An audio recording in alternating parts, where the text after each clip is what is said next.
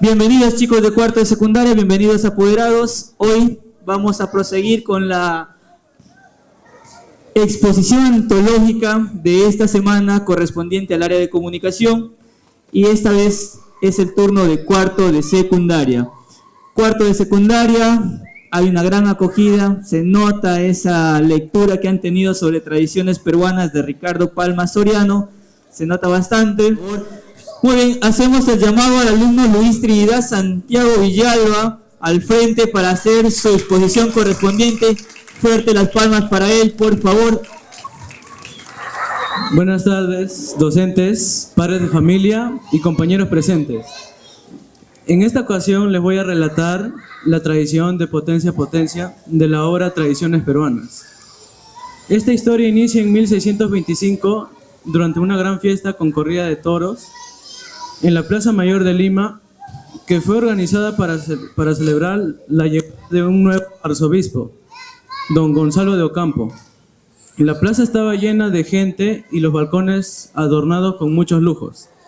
Pero este evento se retrasa ya que surgió un problema, y es que el arzobispo había colocado un dosel de color carmesí en su balcón, como un símbolo reservado para la autoridad real, siendo así que estuvo al mismo nivel de autoridad que el representante del rey.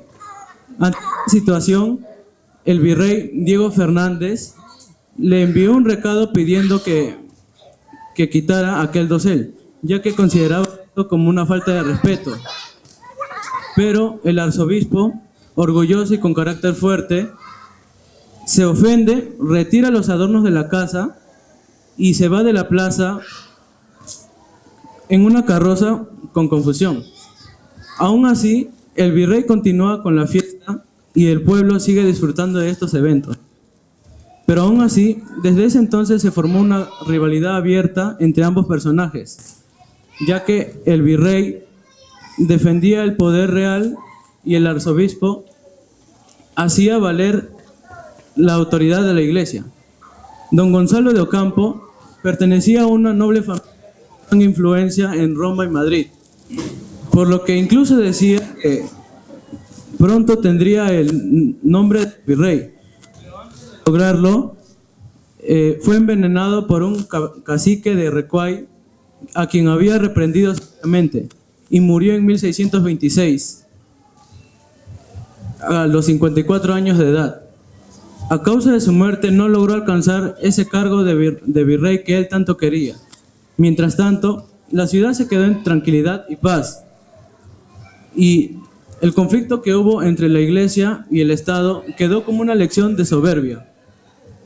Se dice que en su tiempo como arzobispo había tenido varios conflictos con los barberos, ya que prohibía trabajar en los días festivos, lo que causaba el descontento de autoridades que anulaban sus órdenes. La historia finaliza con que mantuvo su puesto con prudencia, mientras que el arzobispo no logró mantener el suyo por su carácter tan altivo. Gracias por su atención. Muy bien Luis, muy bien, felicidades. Muy bien chicos, fuerte las palmas para Llamosa Landauro, José Smith. Muy bien José, te esperamos. El maestro Franco te va a estar apoyando. Maqueta. Muy buenas tardes, padre, familia, profesor y compañeros en general. Hoy día me ha tocado exponer sobre un autor y sus obras Tradiciones Peruanas, que es la serie Una honra por una vida, una vida por una honra. Ricardo Palma nació en 1833 y falleció en 1919. Fue un escritor peruano muy conocido por sus tradiciones peruanas y fue denominado como el bibliotecario bendigo por reconstruir la Biblioteca Nacional del Perú. Y ahora lo voy a hablar sobre la tradición peruana que se me denominó una vida por una honra. La historia comienza presentándonos a una jovencita llamada Claudia la cual, aparte de ser bella, era rica porque su padre después de morir le heredó varias riquezas y su apoderada era una tía, una vieja enferma por así decirlo. Y Claudia, a pesar de ser bella, no se fijaba en ninguno de sus pretendientes, porque ella sabía que en esas épocas el dinero lo era todo y el poder también. Pero a todo esto Claudia, su desesperación de encontrar a alguien para compartir una relación con él, acude a una iglesia donde desfilaban los soldados del virrey, encomendado del el rey de España. Y así conoce al capitán Cristóbal Manrique de Lara, cual se enamora de Claudia a primera vista. Y se conocen y van hablando y van conociéndose hasta que el capitán le propone una promesa, la cual era casarse después de que unos papeles de España llegaran al Perú.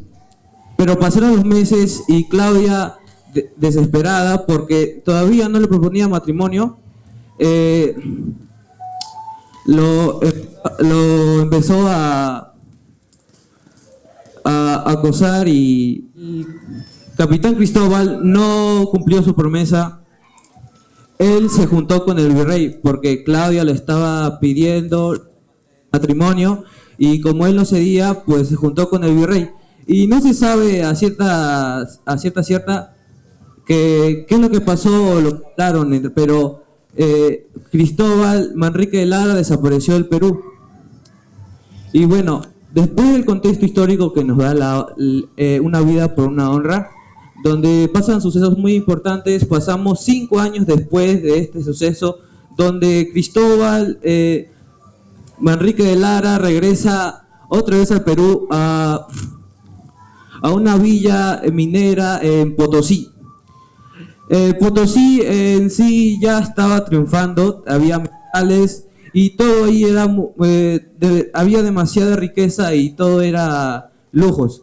Y él llegando como cualquier otro y aparte de su cargo de capitán, él vivió una vida de lujo y fachez, lo cual un día, apostando todo su dinero, perdió todo, y un misterioso joven le ofreció 50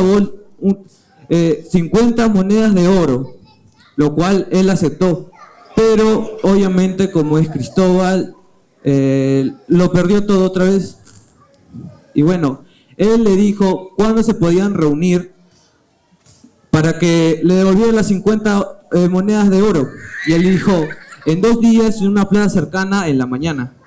Y en esos 2 días que pasaron, él y el joven misterioso se encontraron, hablaron, hasta que llegó un cierto momento donde él le entregó las bolsas de oro, las monedas de oro llenas de... y él le dijo: yo siempre cumplo con mis deudas a tiempo. Y el joven misterioso, dudando de su responsabilidad con las deudas, lo encaró. Y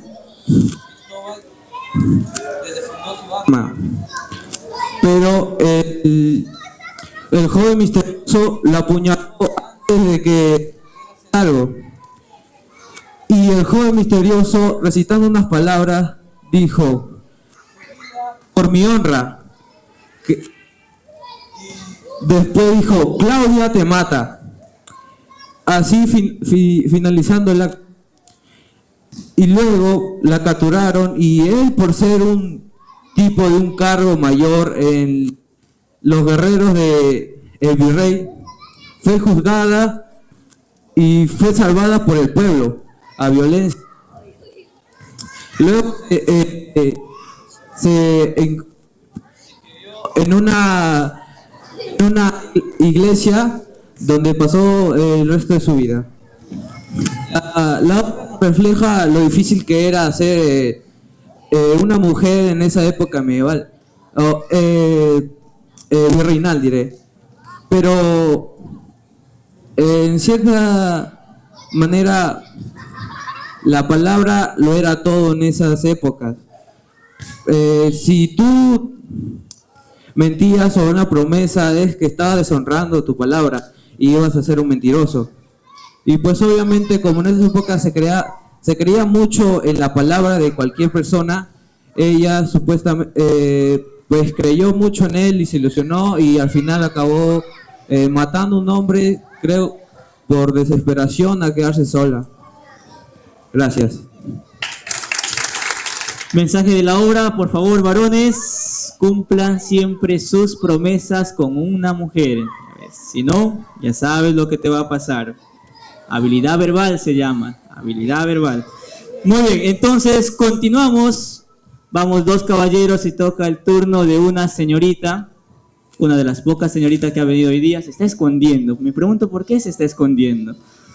Ahí su compañero la anima a salir. Muy bien, entonces vamos a llamar a una de las alumnas más, pero más tranquilas de cuarto de secundaria. Una de las más calmadas de cuarto de secundaria. Ella es bien alegre. Ella es bien cariñosa. Ella bien podría, yo digo, ser una de las ayudantes de la maestra de inicial. Así que llamamos a la alumna Oces Martínez Queira al frente, por favor. Fuerte el aplauso, las palmas para ellas. Aplausos, padres de familia también. Buenas noches, padres, compañeros, profesores. El día de hoy les voy a narrar sobre mi tema que me tocó de la fiesta de San Simón Garabatillo. Esta historia empieza en un pueblo llamado Lampa, donde un maestro llamado Faustino Guerra él fue un ex soldado que luchó en la independencia del Perú. Él tenía un látigo que lo llamaba San Simón Garabatillo. Él era muy, como digamos, patriota. Él era muy devoto a la patria, se podría decir. Un 28 de octubre, día de Simón Bolívar, Faustino, como enseñaba en un colegio llamado Los Montesinos, notó que en ese colegio no celebraban como antes lo hacían o como él lo celebraba, no con esa emoción. Y pues notó eso y decidió darles una lección patriótica con ayuda de su látigo. Un día los bajó a los alumnos en el patio y les dio una tanda de azotes, cada uno por fila. Ellos se quedaron sorprendidos, ya que Faustino era un profesor muy humilde, muy amable, muy comprensivo. Y era raro porque ellos nunca los habían tratado así. Fue una sorpresa para ellos. Ellos se quedaron tan sorprendidos que ni siquiera le dijeron a sus padres.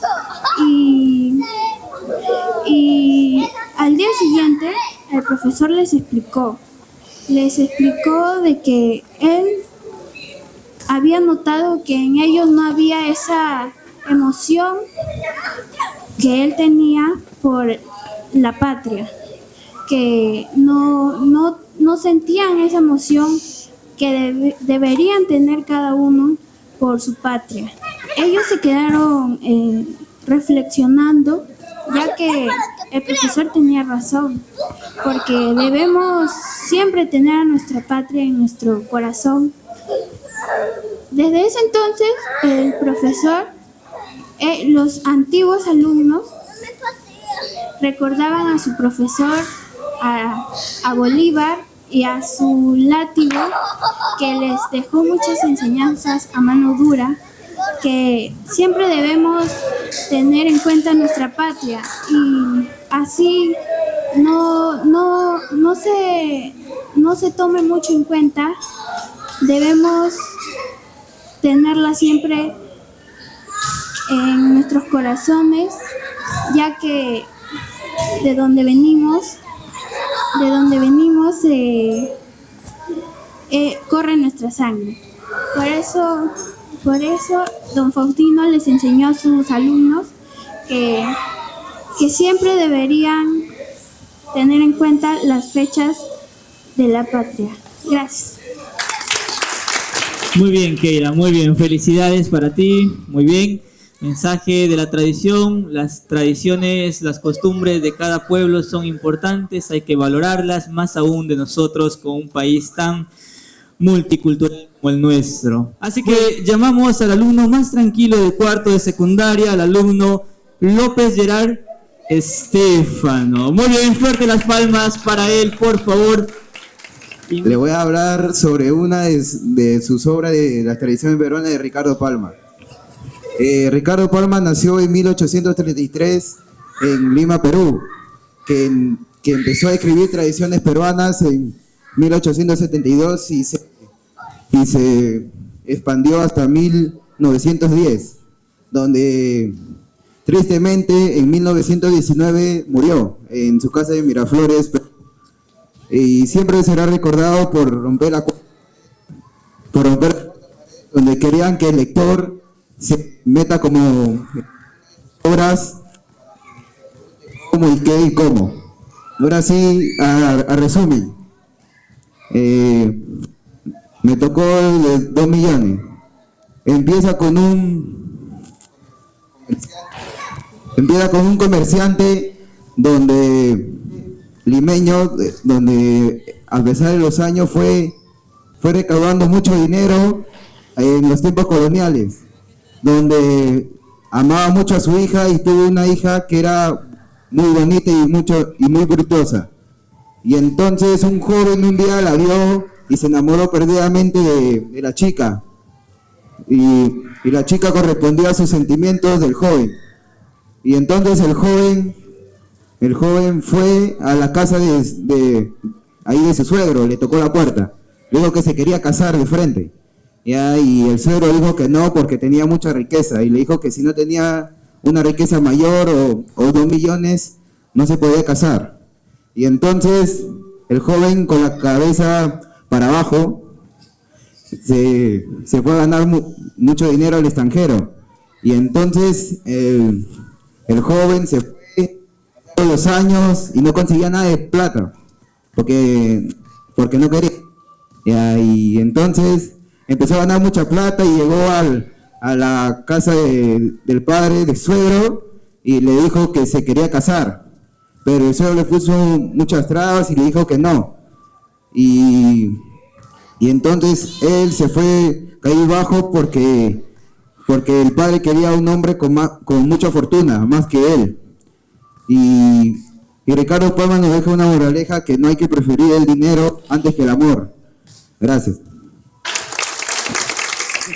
Muy bien, Estefano, muy bien, felicidades. Recuerda, Estefano, la mamá seguramente también te va a pedir 2 millones, así que necesitas trabajar y estudiar muy, muy duro.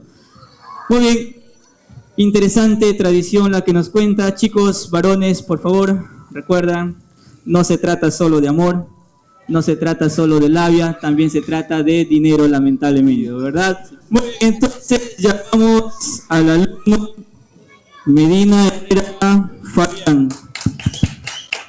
Buenas noches, padres de familia, profesores presentes, compañeros en general. El día de hoy me tocó hablar sobre una tradición de Ricardo Palma que se llama Los Endiablados Despreciados. Ya. Esta obra se sitúa en el pintoresco pueblo de San Jerónimo de Ica, Perú, durante la década de 1830 a 1840. Dos personajes muy importantes, dos personajes muy especiales representan este relato. La fama en el pueblo no era precisamente por amistad. Padre Arellano era un trabajador que ganaba lo necesario para... Se dice que un día abandonó su pala y de nada empezó a prestar dinero a la gente con altos intereses, sin que nadie supiera cómo sacó el dinero, y su fortuna fue creciendo rápidamente. Y no pasó mucho tiempo en el que Pancho Arellano se convirtió en uno de los hombres más ricos del pueblo. Pero su ascenso social no decía lo mismo. Arellano, deseoso de subir a la alta sociedad, realizó una fiesta muy lujosa en su casa, invitando a generales, diputados y personajes notables. La fiesta duró 8 días, que fue como la fiesta del año. Se gastó una fortuna llevando decoraciones y muebles de Lima, llevándolo de Lima. Y por otro lado, con Pepe Irazusta, fue un bravo militar que decidió retirarse a una vida tranquila en Ica, que no era religioso, no le gustaba la iglesia ni nada de eso. Se dice que le dieron un ataque inesperado y murió en Semana Santa, y no se podía enterrar a nadie en ese día, así que lo enterraron inmediatamente. De ahí habían ofrendas a nombre de Irazusta, y al final no cumplieron el deseo de Irazusta, que no quería entrar a la iglesia nunca. Esta obra nos da a entender que cada uno puede hacer lo que quiera hacer. Ya, gracias. Ahora continuamos llamando a otro alumno más. Vamos a hacer el llamado al alumno que también gusta de viajar, de pasear por tercero de secundaria, y al parecer él quiere también ser nuestro, como dijo profesor Franco, colega, ¿no? Nuestro colega. Pero no vamos a llamar a él, vamos a llamar a su mejor amigo. Se va listando Sebastián Asley, por favor. Buenas noches a los profesores, padres de familia y compañeros presentes. El día de hoy le voy a exponer le voy a hablar sobre la obra Tradiciones Peruanas, el cuento Predestinación. El cuento empieza en la época del siglo XIX en Salamanca, España, donde nos cuenta sobre la vida de Rafael Cebada, un joven estudiante que se enamora de María Morena. Aunque su amor fue puro y sincero, Rafael cometió un grave error al deshonrarla. Esto es mal visto en la época de que una mujer sea deshonrada por aquel hombre. Pasa un tiempo y los dos toman otros rumbos.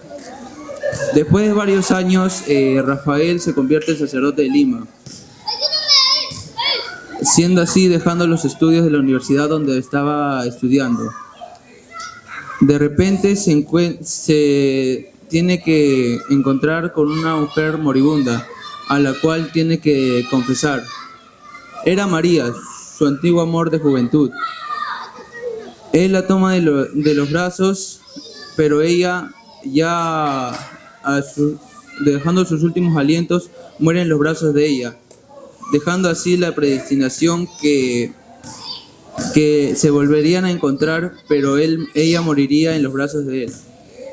Su muerte fue dolorosa y fatal, pero estaba así escrito. Gracias. Felicidades, Sebastián, felicidades.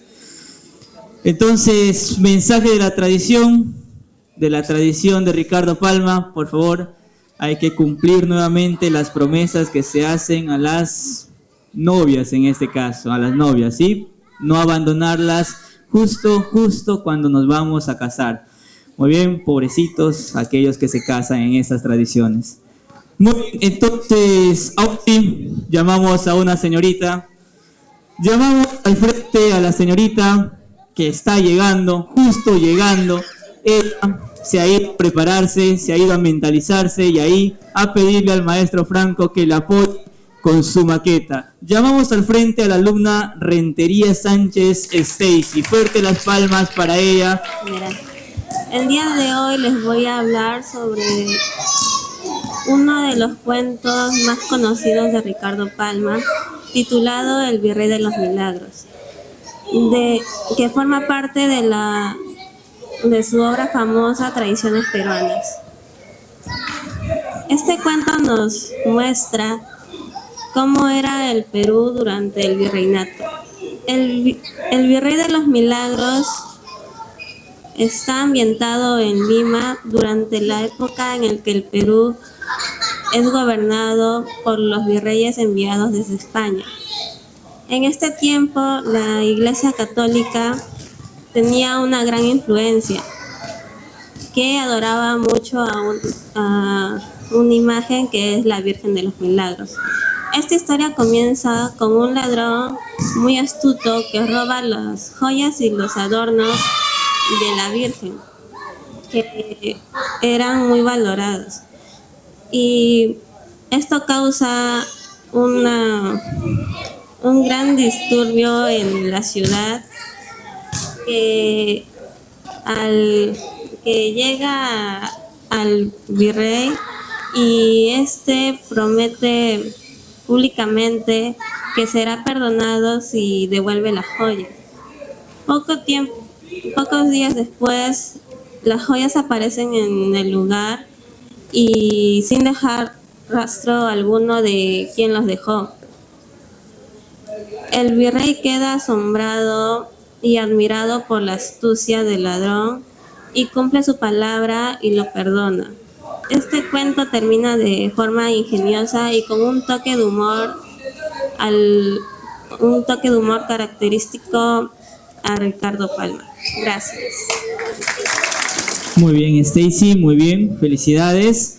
Llamamos al frente a nuestro arquero de la selección de cuarto de secundaria, a Junior Ríos Coca. Fuerte las palmas para él. Buenas noches, padres de familia, profesores presentes y compañeros en general. Soy el alumno de cuarto de secundaria Junior Ríos Coca y hoy día me ha tocado presentar la tradición peruana, el tamborcito pirata, de autor Ricardo Palma. Esta tradición inicia con una crónica del 11º virrey del Perú, hablando sobre un hombre que, si hubiera tenido la potestad de ir a la iglesia de Santo Domingo un siglo pasado, hubiera visto un tambor al altar de los pies de la Virgen del Rosario.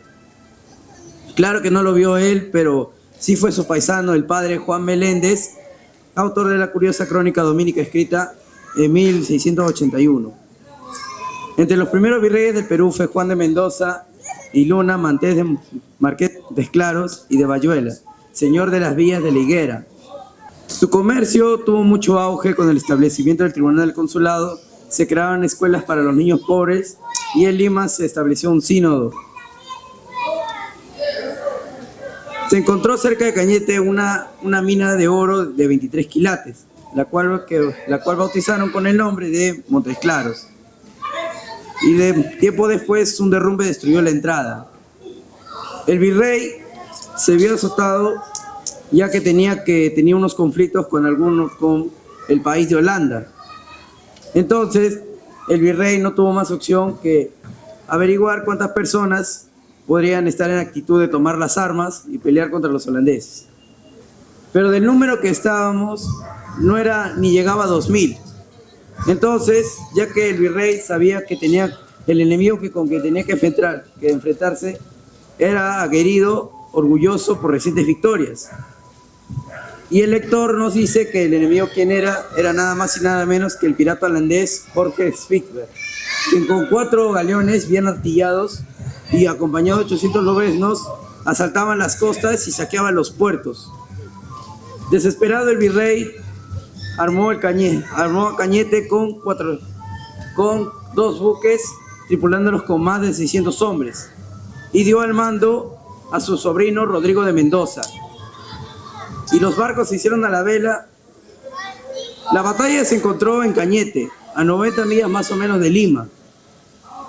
Hubo un momento en que la batalla estuvo por estar a favor de España, pero los holandeses acudieron a un auxilio a sus compañeros, donde llegaron más barcos con más hombres para apoyar a los holandeses.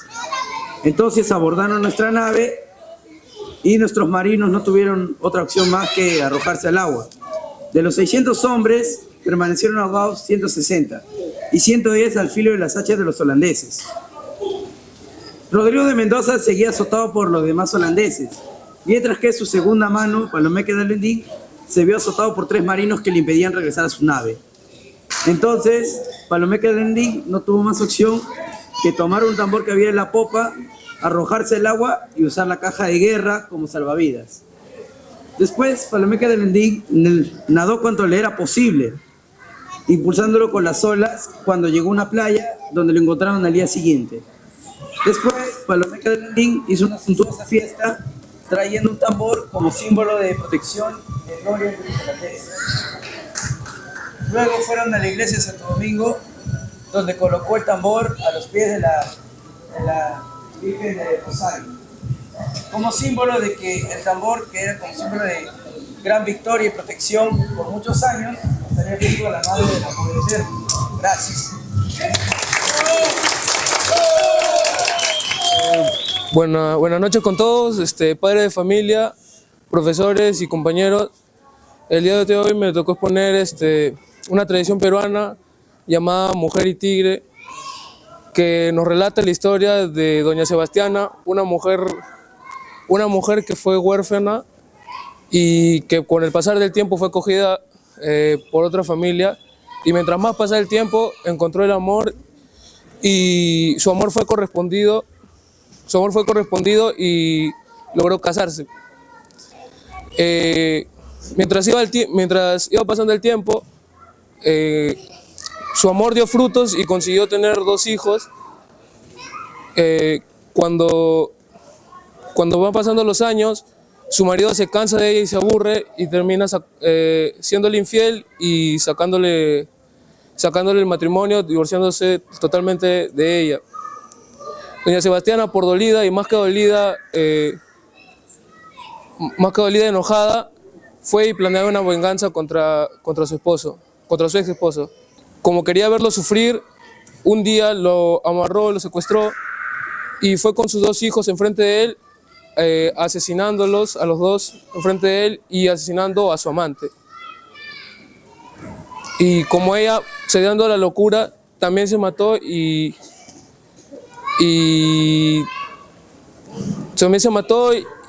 todo fue recordado como una loca más de todo el lugar. Gracias. A ver, llamamos al alumno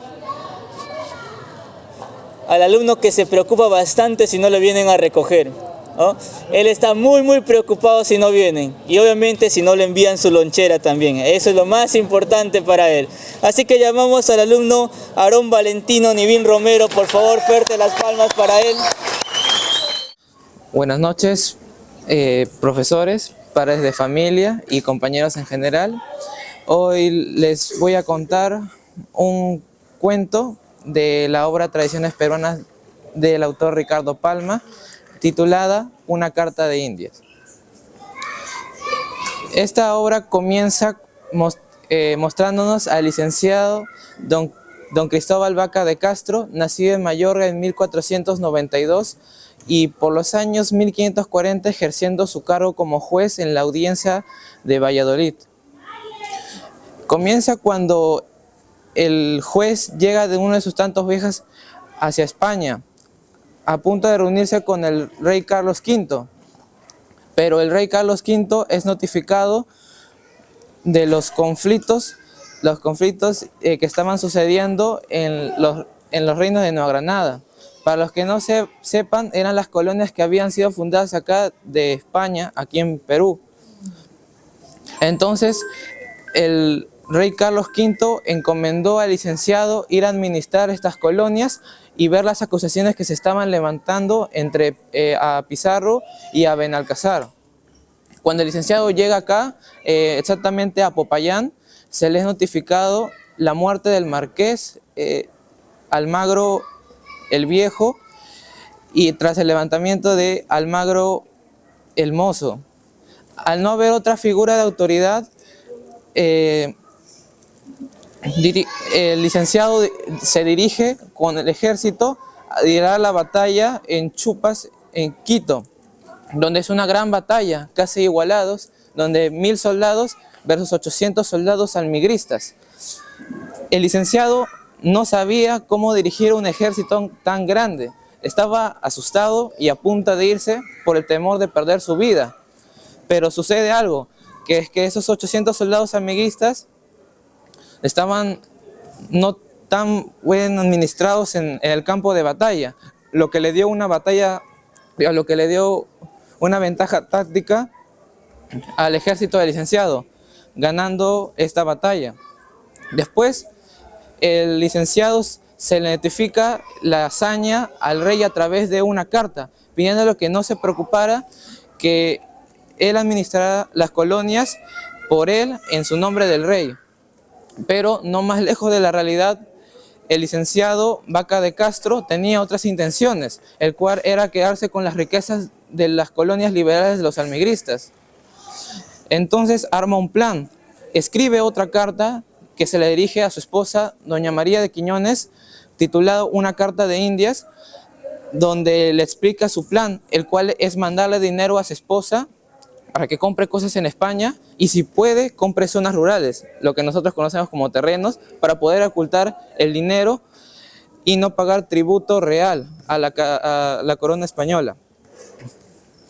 El narrador, el cual es el autor Ricardo Palma, nos pone una parte de la carta donde satiriza el orgullo y la avaricia que tiene el licenciado Vaca de Castro, ya que él cree que merece todo lo que tiene y que el rey debería servirlo a él en vez de él a él. También nos cuenta una anécdota chistosa en la cual el licenciado, mientras ejercía su cargo como juez en la audiencia, un día un fraile mercedario se acerca a la audiencia justamente al licenciado para pedirle que por favor si podría ayudarlo a liberar a un reo que había sido condenado a muerte. El licenciado se negó rotundamente, uno porque no quería hacer favores gratis, pero se preguntarán por qué el fraile exactamente fue a hablar con el licenciado. Era porque el fraile era un viejo amigo de la escuela del licenciado Vaca de Castro, pero el licenciado lo había reconocido, pero fingió no reconocerlo. Entonces no fue hasta que el fraile perdió la paciencia y puso sobre su mesa 2 tajos completos de oro, haciendo que automáticamente el licenciado reconociera a su viejo amigo y prometiéndole liberar al reo. Volvemos al presente. Las cartas que fueron enviadas a la esposa del licenciado fueron interceptadas por los enemigos del licenciado Vaca de Castro. Mayormente fueron españoles que venían de las colonias, que al ser interceptadas y leer el contenido son llevadas directamente hacia el rey Carlos V, el cual en primer momento cree que no se trata del licenciado. Lo que le delata es que la carta está firmada por él mismo.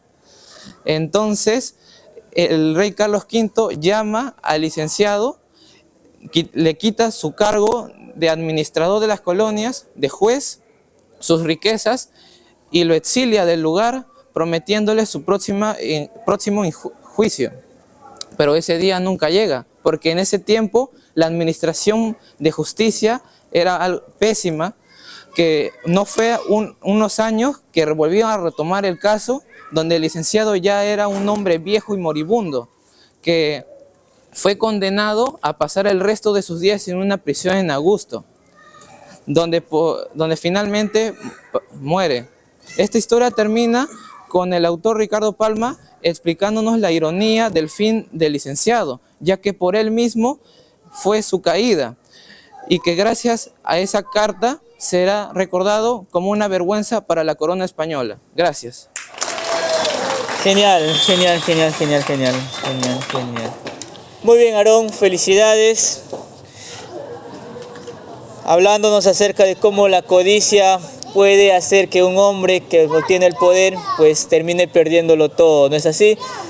Así que chicos, cuando obtengan un poco de poder en casa cuando mamá o papá te deje a cargo de tu hermano menor, no te creas dueño, pues porque van a llegar luego ellos y bueno, te van a tratar mal después, ¿ya? Así que tengo el agrado de presentar a una alumna que se incorporó a nuestra institución, como lo es Marina Dávila. Fuerte las palmas para ella.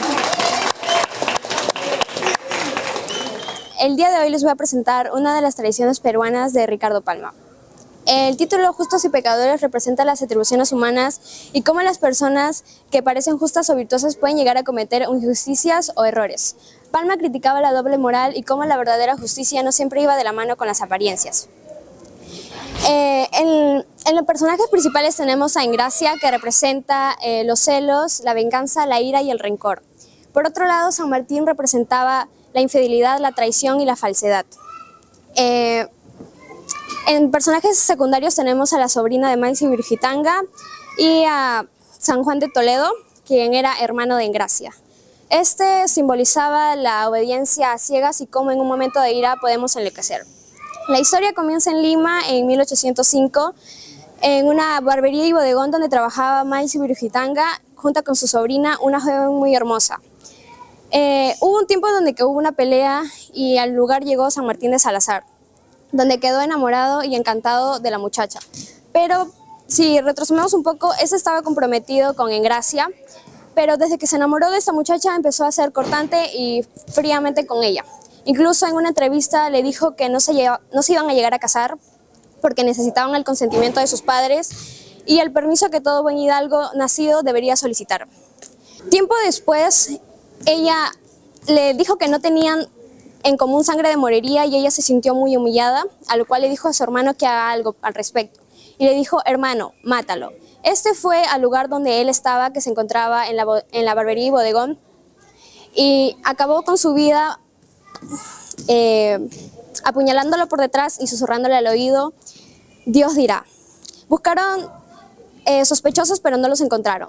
Decían que Engracia se fue a un convento fingiendo arrepentimiento y que no se supo nada de don San Juan de Toledo.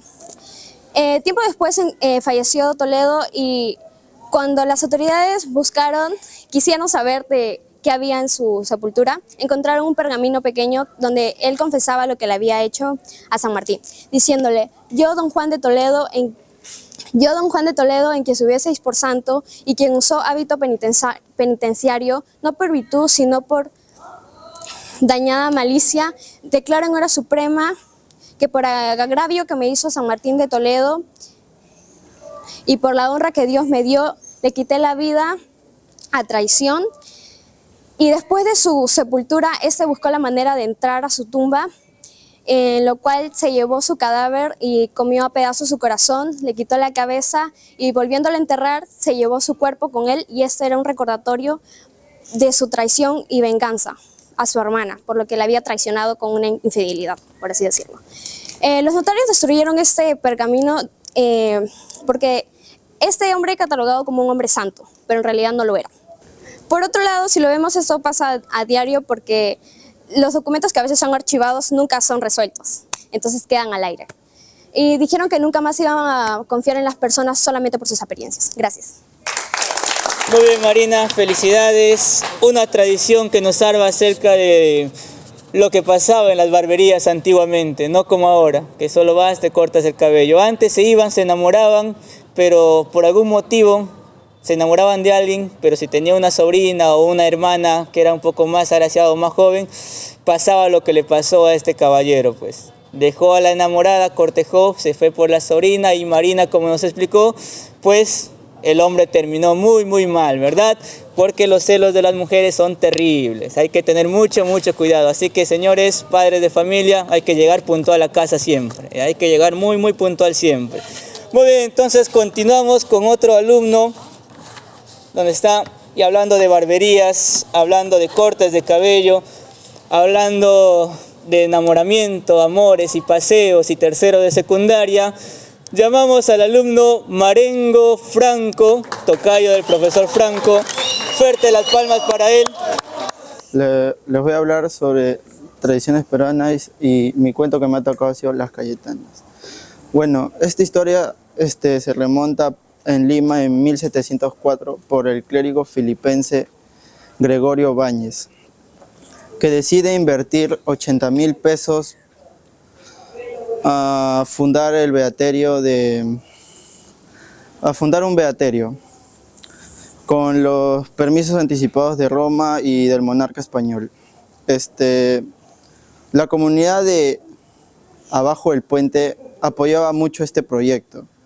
Bueno, se inaugura la fundación con 16 beatas y no muy poco después pasa algo que ridiculiza a las beatas, pues por su estilo de cabello y su vestimenta. Llevaban un estilo de cabello hasta los hombros, un sombrero de castor y una cadena de hierro en el cuello, pendientes de corazón con emblemas de Jesús y eso nomás. Y tanto fue la ridiculización que el padre Báñez decidió vender la fundación. Y desde ese entonces las limeñas utilizan la expresión: ¿quién lo dice? Fulana, no le hagas caso a esa Cayetana. Gracias. Muy bien, Franco, muy bien, felicidades, tranquilo, lo has hecho muy bien. Así que llamamos al alumno Óscar Asensios al frente, por favor. Muy buenas noches, padres de familia y compañeros en general y profesores. Hoy les voy a hablar sobre una obra de Paya Huarcana de Ricardo Palma. Esta obra inicia los siglos del imperio de Tupac Yupanqui, en las cuales en este imperio podemos ver su gran variedad que tenía y resaltar entre todas estas obras. Él, aparte de conquistar todo eso, conquistó el Cusco desde la sierra hasta la selva, llegando a conquistar a todo un gran imperio. Él intentó buscar una mujer amada, entre todas esas mandó a llamar a las payas. Payas eran mujeres jóvenes hermosas en las cuales se basaban en su dulzura y cultura de aquella época. Él, entre todos, eligió una mujer se enamoró de una mujer que le gustaba bastante, pero ella no le correspondía a él, ya que ella mujer ya tenía un amado, uno de los prisioneros que también estaba ahí. Esa mujer quería huir de toda esa traición, de todo eso que sufría la persona, ya que el rey era muy malo y trataba mucho mal a los prisioneros. Esa vez, esa mujer intentó planear con su novio, que era su amor correspondido y que le gustaba mucho. Una noche en la oscuridad, intentó escapar junto con su novio a unos cerros muy cercanos para evitar que el rey lo capturara. Cuando al novio, al darse cuenta que los vigilantes del rey se percató al instante, intentó buscar un signo de escapar o una alerta de llevarse a su novia, pero intentó defenderlo con toda valentía. El novio lo defendió tan bien que sufrió una herida de muerte, que esa herida ya no tenía ninguna otra cura aparte de ya su muerte. La chica, al enterarse ella, se arrodilló y se quedó y le juró nunca separarse de él. Al día siguiente el Inca le llegó la noticia de aquello trágico que había pasado y le informó que la chica sería de muerte, a pena de muerte, en una horcada cerca de una roca. La chica, sin miedo y sin ningún temor, aceptó y antes de morir dijo que prefiere morir sola a vivir sin su amado. Al día siguiente se llegó el día del cabo de la ejecución y a la muerte llegó el día. La chica murió frente a una roca y hasta en la actualidad cuentan que de aquella roca se puede escuchar el zumbido de la chica amada, que todo el tiempo se ha estado escuchando en los ruidos de los cerros y atrayendo su dulzura a personas o personas que quieren escapar de lo que triste en su vida de realidad. Gracias.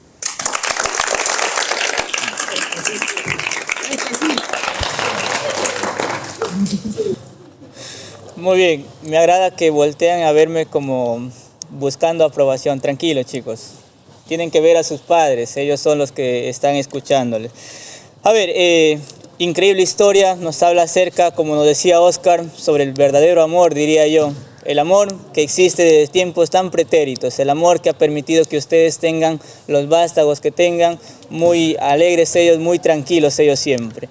Entonces llamamos a nuestro líder de escolta, él creo que va a ser el reemplazo del profesor Santiago, porque ya el profesor está cansado de dirigir la escolta, ¿no es así? Pero él ya se sabe todos los pasos, todas las órdenes, es el futuro animador en ese tipo de cosas para los desfiles del 28 de julio, ¿no es así, Carquín?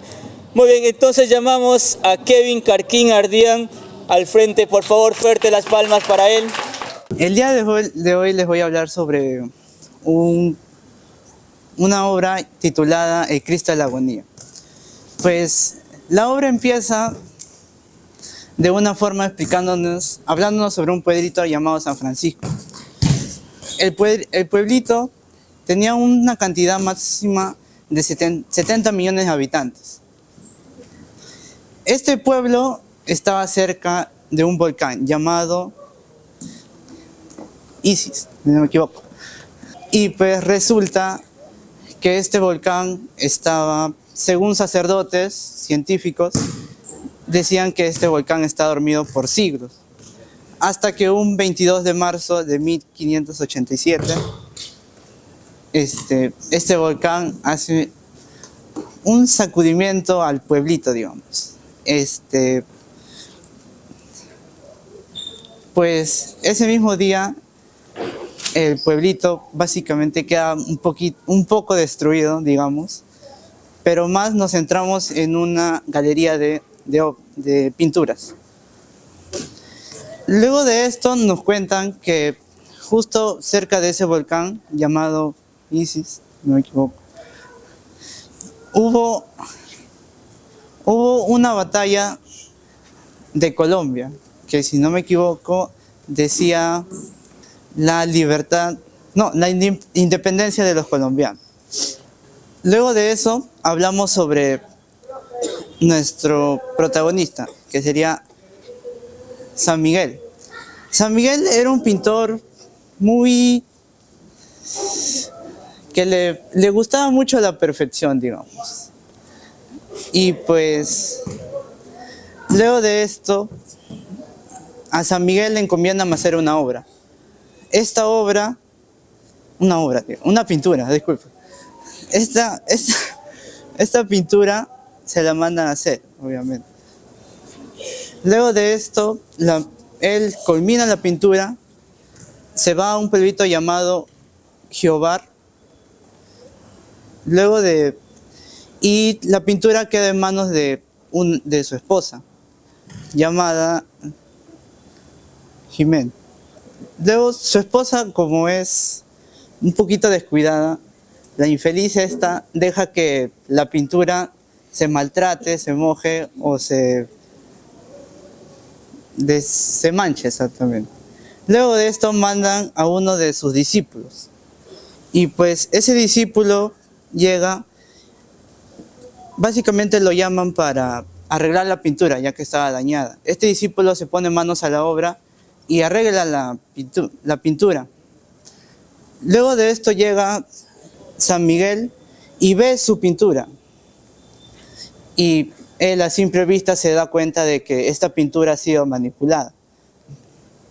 Y lleno de rabia, agarra un estocazo y va a enfrentar al discípulo cortándole una oreja por la rabia que tiene ya que manipuló la pintura. Y luego pues el discípulo, digamos que hace una acusación a él y sale un poco mal esa acusación. Pasando al tercer capítulo, que ahora sí nos dirigimos a lo que es realmente el título de la obra, El Cristo de la Agonía. Pues resulta que Santiago un día viendo cómo es realmente el pueblo, que tiene unos llamados espíritus. Es muy religioso el pueblo, literalmente. Es muy creyente, etc.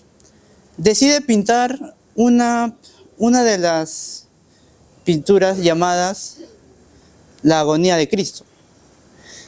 Pues luego de esto, pues busca a personas así, busca a cualquier persona, y pues lo desnuda y lo pone en una cruz. ¿Para qué? Para captar la imagen de la pintura. Luego de esto, como San Miguel se da cuenta de que no no recibe esa perfección que necesita de la pintura, pues ve uno de sus discípulos con un perfecto rostro, bien hermoso, lo ve y decide llamarlo para que le pueda apoyar para dibujar la pintura. Pues luego lo desviste, le pone una túnica blanca y lo pone en la cruz. Pero como San Miguel le gustaba la perfección, ve que el discípulo está muy feliz, con una agradable sonrisa. Luego de esto, San Miguel le pregunta, ¿sufres? Y el sacerdote le pregunta, no, maestro. Entonces San Miguel, luego de esto, lleno de furia o enojo, pone una mirada seria. Agarra una lanza y lo acuchilla al discípulo.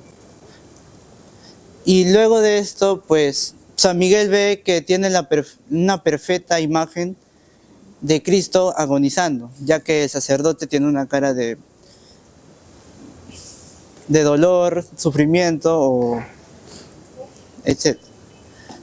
Luego de esto, pues, San Miguel agarra el pincel y rápidamente sigue con su pintura, lleno de alegría, feliz, etc. Así, pensando básicamente en que todo le salió bien.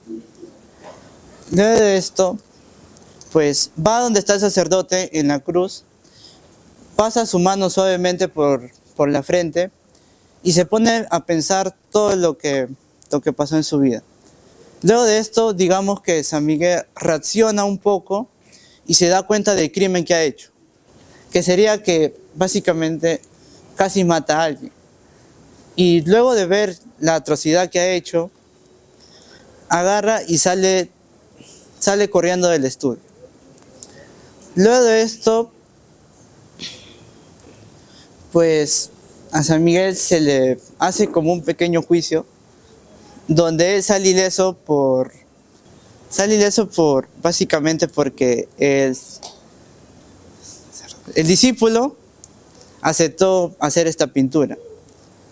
Y pues luego de eso nos cuentan que la pintura aún no se sabe si existe o está perdida por algún lugar.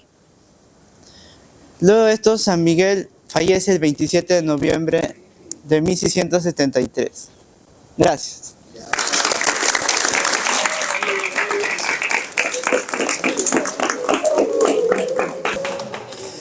Muy bien, Kevin, muy bien.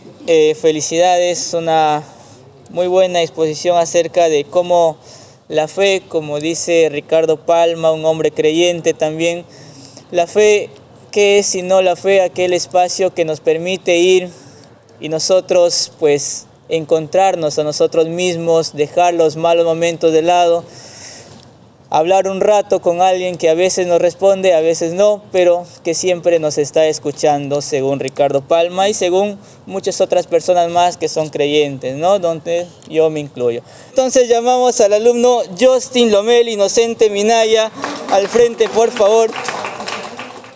El día de hoy vengo a contarles un poco sobre, vengo a contarles sobre una tradición o un cuento de Ricardo Palma, que sería un predicador de lujo.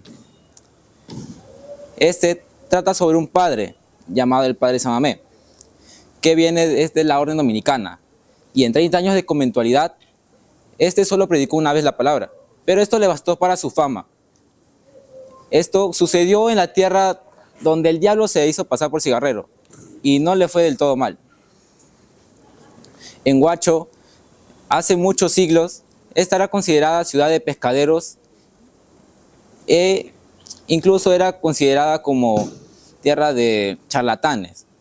Vendían gato por liebre o utilizaban las cáscaras de las naranjas como naranjas hechizadas. Llegando para casi Semana Santa, el padre que iba a dar el sermón no pudo, ya que tuvo un reumatismo severo. Y entonces llamó a un amigo que le dijo que le consiguiera un buen sacerdote para que predicara la palabra, con las 3 B, bueno y bueno y barato. Pero como nadie se dispuso a viajar desde Lima o de cualquier parte hasta Huacho, perdiendo casi la fe de encontrar uno, llamó al padre Samamé, que tenía una fama de tener una vida libre. Se pasaba en la cárcel del convento, no asistía a sus prácticas sacerdotales y era como un profesor de este colegio. Era un catador excelente de licores.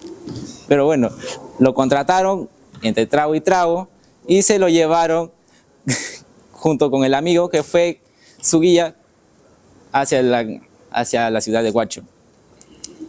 Llegando ya a la Semana Santa, no había nadie a la redonda de 5 lenguas que no quisiera venir a escuchar la palabra de un padre que lo trajeron desde Lima.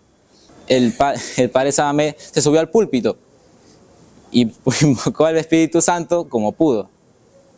Y entonces inició: queridos oyentes, a Dimas lo salvó su fe, pero a Gestas, el mal ladrón, lo condenó su mala fe.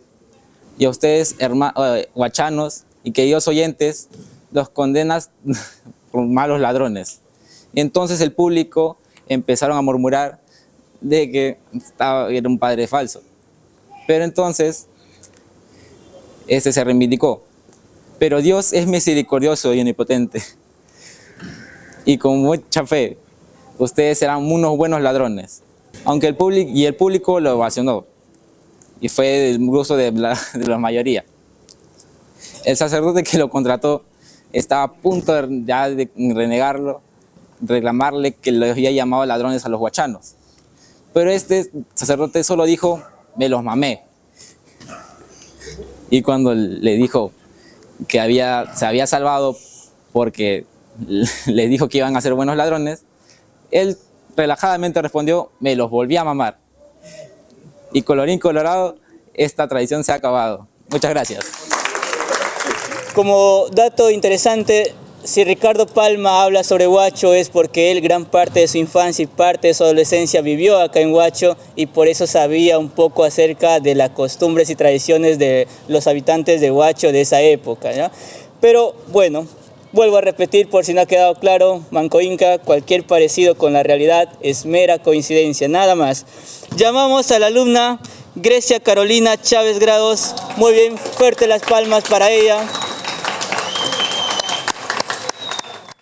Buenas noches, profesores, padres de familia y compañeros en general. Hoy voy a hablarles sobre un cuento, El Nazareno, que está dentro de la obra Tradiciones Peruanas, escrita por Ricardo Palma. Todo comienza en el año 1763 con la llegada de el capitán Don Diego de Arellano a Lima. Este era un joven valiente, elegante y muy adinerado. Al inicio todos lo respetaban, pero luego se convirtió en un hombre orgulloso y libertino. Vive una vida llena de fiestas y deshonra a una mujer honesta. Su hermano, al enterarse de esto, se busca una venganza y tiene un duelo contra Arellano, lo cual lo lleva a la muerte. La mujer tiene que solo aguantarse sus lágrimas y su vergüenza dentro de un claustro, o sea que se vuelve monja. Más adelante aparece un personaje muy misterioso llamado el Nazareno. Este era parte de una cofradía de nazarenos que ayudaban a los más necesitados cada viernes por la noche. El Nazareno ayudó a un comerciante yéndose a la quiebra, a jóvenes jóvenes religiosas y a una chica llamada Rosa. Esta chica vivía con sus padres locos que estaban en la pobreza. Se habían puesto así debido a que Rosa se había ido con un libertino, la había endulzado y después la abandonó. Toda la reputación de Arellano se desploma debido a todo lo que había sucedido y el Nazareno ayuda a muchas personas que estaban necesitadas. Y también ayuda a los jesuitas en el año 1767 ante la expulsión del país de acá de Perú, dándoles un pliego cerrado, advirtiéndoles sobre esto. Al final, en el año 1774, Diego Arellano muere, todo el pueblo estaba emocionado ya que el hombre que no hacía nada ya estaba ardiendo en el infierno. En su entierro todos los pobladores van debido a la curiosidad y al desprecio que le tenían, y ahí es donde el sacerdote abre su testamento y dice que había dejado todas las cosas que él tenía para que las vendieran y se los dieran a los pobres, y que leyeron una carta sobre su ataúd que decía: yo he sido el Nazareno, rogad por mí. Gracias.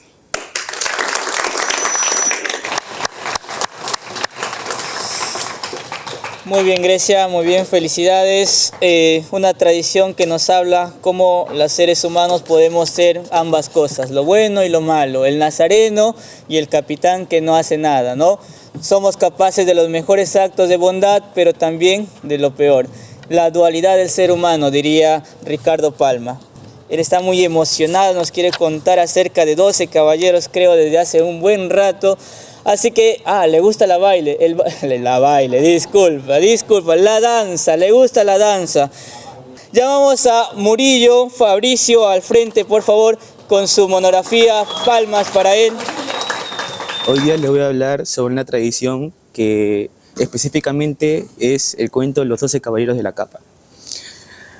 Esta tradición empieza hablándonos sobre el enfrentamiento y conflicto que hubo entre Francisco Pizarro contra Diego de Almagro el Viejo, el cual sufrió una ejecutación por parte de Francisco Pizarro, por lo cual su hijo se terminó enterando y juró venganza contra él.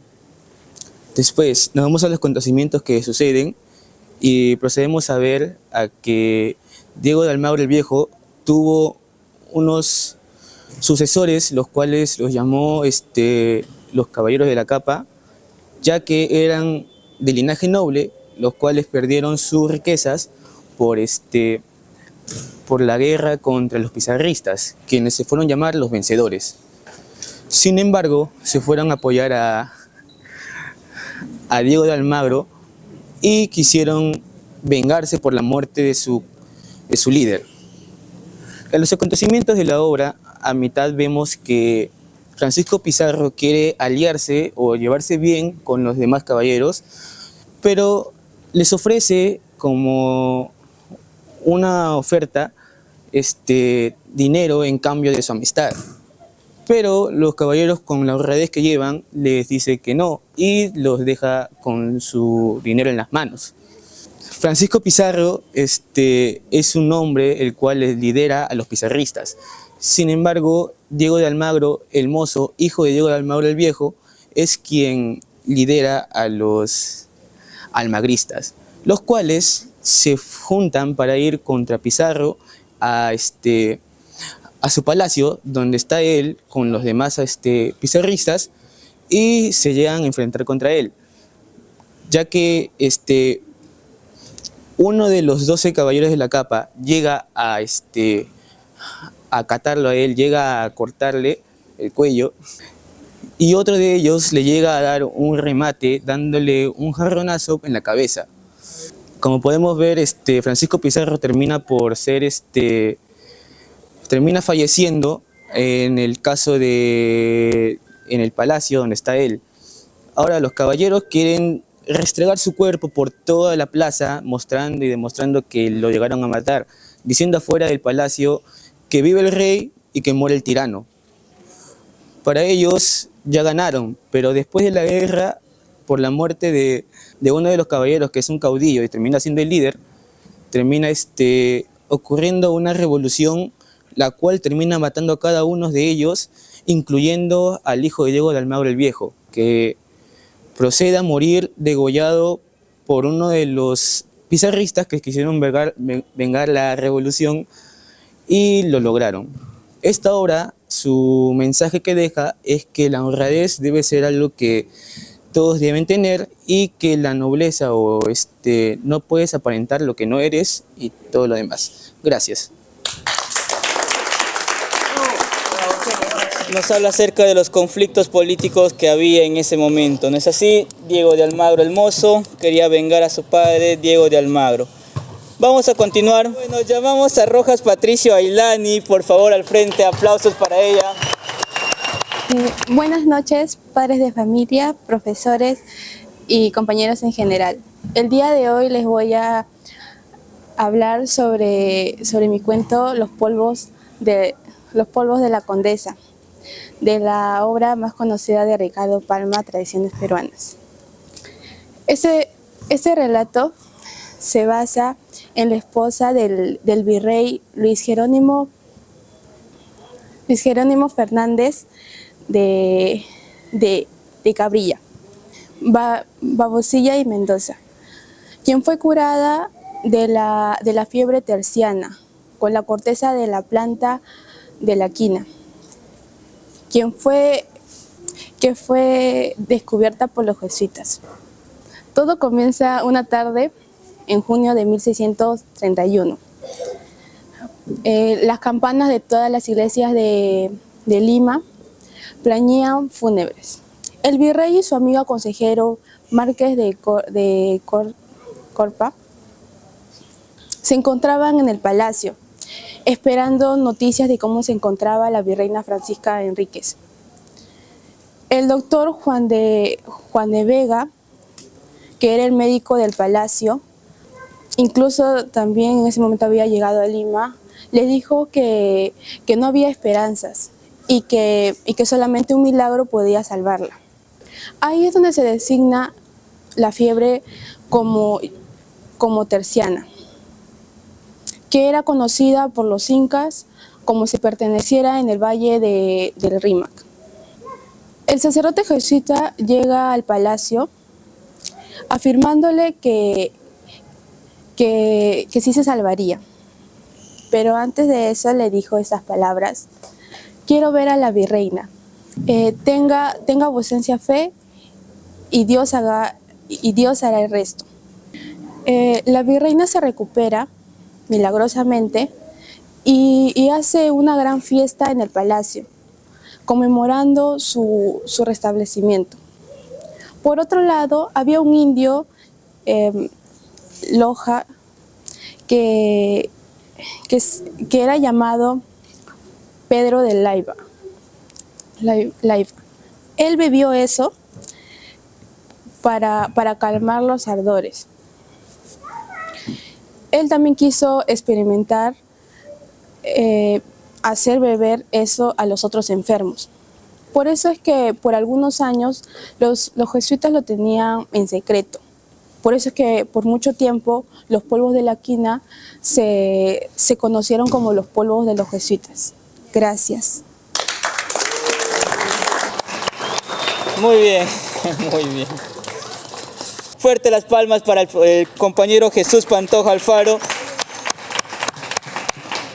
Buenas noches con todos los padres de familia, docente Kevin, docente profesor Franco y alumnado. Soy Jesús Pantoja Alfaro del cuarto año de secundaria y hoy vengo a relatarles una obra de Ricardo Palma, que es de Tradiciones Peruanas. En específico, un cuento llamado El Peje Chico.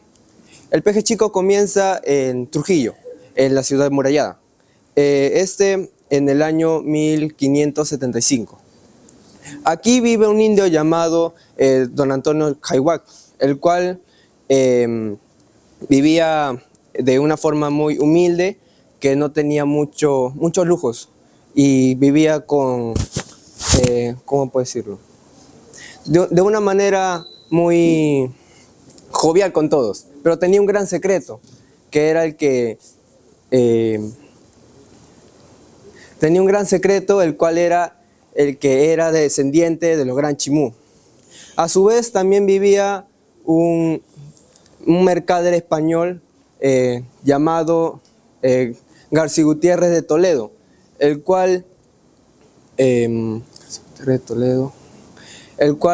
viajaba de Lima a Trujillo, vendiendo sus mercancías. Cada vez que se quedaba en Trujillo, se quedaban de hospedaje en la casa de don Antonio. Toledo se quejaba demasiado de que era pobre, de que no ganaba plata, que era misio, pues.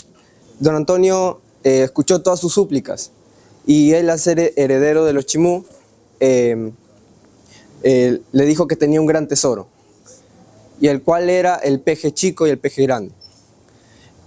Y Toledo aceptó y fue con él hacia la ruina de los Chimú. Y ahí le dijo que tenía que cumplir ciertas promesas para poder darle el tesoro, que era ser humilde, darle una parte del premio a los más pobres y no gastarlo en vanidades. Él aceptó todo de una. Y al momento de que don Antonio le dio el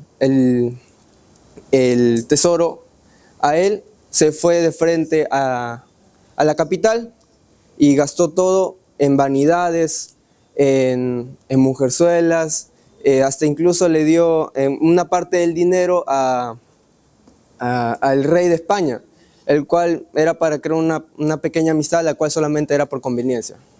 Pasando el tiempo, García Gutiérrez de Toledo se gastó todo el dinero que le dejó el peje chico. Así que volvió a Trujillo a pedirle el peje grande a don Antonio. En ese momento, cuando fue hasta donde don Antonio le negó rotundamente de que no iba a darle el peje grande, porque sabía que si le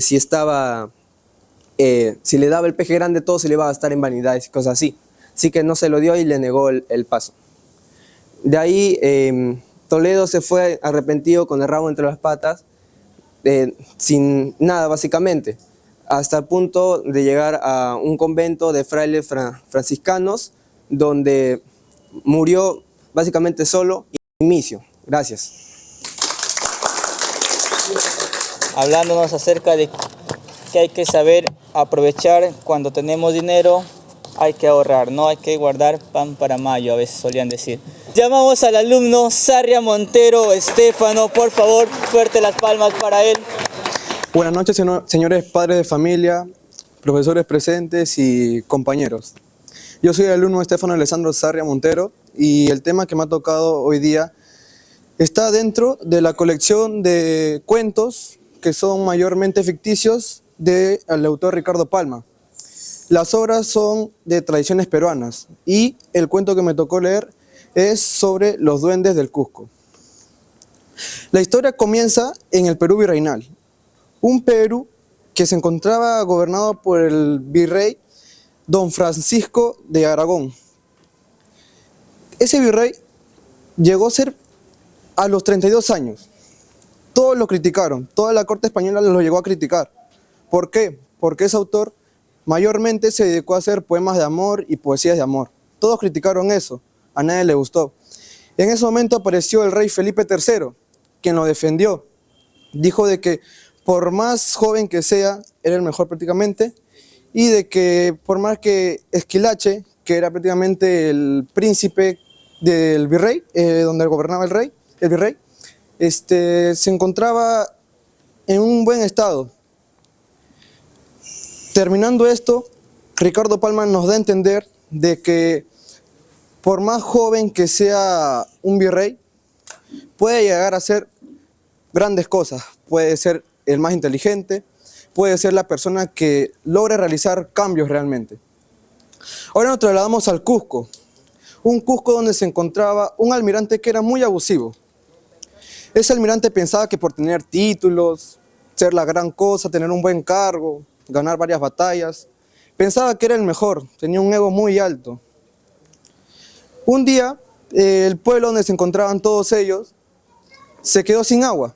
La única persona que tenía agua era el virrey y tenían todos que ir a su casa. En eso, el virrey puso una ley donde decía de que palo y castigo a los que se atrevan a ir a su fuente a pedir agua. Lamentablemente, una pobre anciana sin saber todavía sobre esa ley muy absurda, decidió ir hacia esa fuente. Y lo que no se esperaba es que el almirante la observó y llamó a sus sirvientes y mandaron a que realizaran un castigo. La anciana fue brutalmente castigada y también golpeada. Pasaron algunos días y su hijo, quien era un joven clérigo, llegó para, no con son de pelear, sino exigiendo una respuesta del por qué tener que hacer eso, por qué de manera abusiva. Luego el virrey, con el ego muy alto, no le importó nada, ni porque era una señora anciana, ni porque su hijo, quien era muy joven, llegó a defenderlo. Pidió que lo botaran a patadas, además de humillarlo e insultarlo en la salida.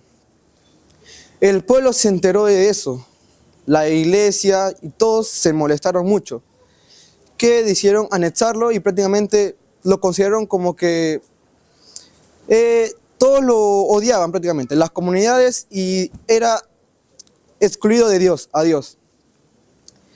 Pasaron los días, no pasaba nada, la justicia como si nada, hasta que un día de la nada tocaron 3 veces la puerta del almirante. El almirante, con un traje formal de gala, abre la puerta y se encuentra a un grupo de duendes. El almirante quedó paralizado, no sabía nada qué hacer, estaba pálido. ¿Qué más pasó?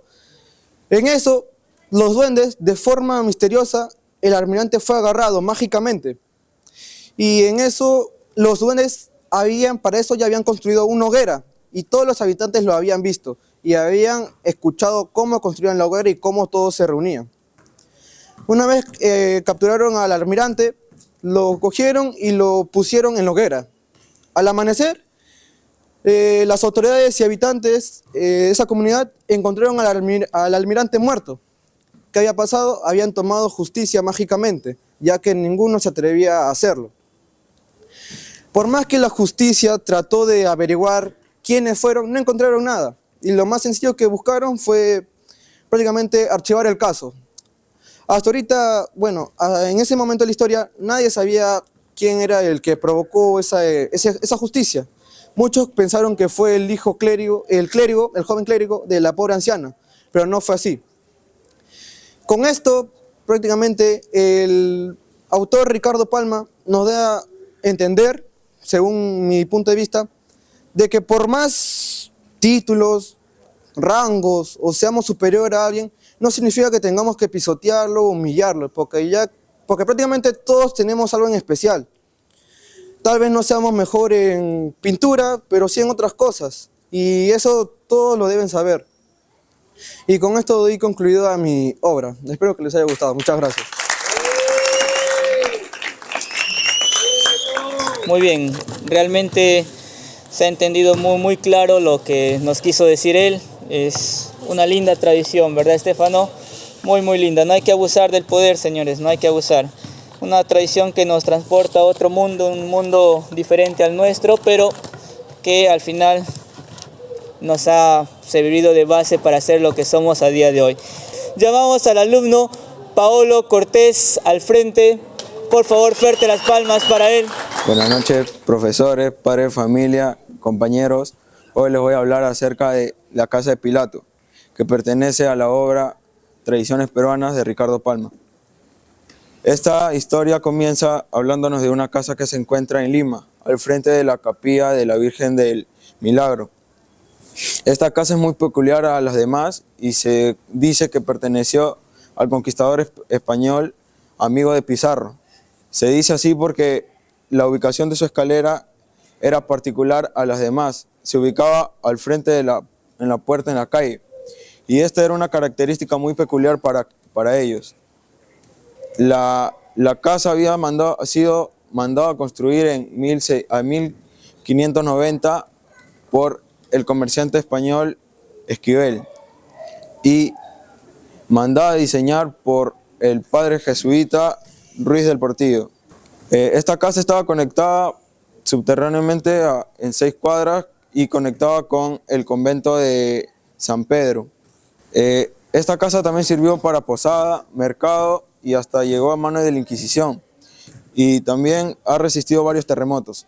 Su nombre, la casa de Pilatos, se cuenta que es porque un hombre que estaba ebrio pasó justo en la noche y viendo la casa le ganó la intriga, y al momento de pasar, al momento de subir las escaleras, él escuchó ruido que provenía de un cuarto que se encontraba abajo. Él, al darse cuenta, vio que ahí había una reunión privada de portugueses judíos que estaban haciendo un tipo de parodia sobre la pasión de Cristo. Ahí se encontraba Manuel Bautista Pérez, disfrazado de Poncio Pilato, quien daba como un tipo de ceremonia a 100 de sus compatriotas, todos portugueses y judíos. Él, luego de terminar su ceremonia, mandó a dar latigazos a un crucifijo que se encontraba detrás de él. El hombre ebrio, al ver esto, salió corriendo del lugar y fue con el chisme a la Inquisición. Al día siguiente, Pérez y sus otros compatriotas fueron ejecutados. Y sin embargo, documentos históricos dicen que en esta casa existía una sinagoga de judíos portugueses, pero solamente contaron que profanaban imágenes sin contar lo que el hombre ebrio había visto esa noche. En conclusión, la casa de Pilatos nos deja una mezcla de historia y mitos, y el edificio fue real, pero fue solamente para uso de una sinagoga de portugueses judíos que habitaban en Lima. Gracias. Muy bien, Paolo, muy bien. Y de esta forma, ¿queda algún alumno más? No, ¿verdad? De esta forma terminan las exposiciones de sus hijos aquí presentes. Van saliendo por fila, por favor, de forma ordenada para la toma correspondiente de foto.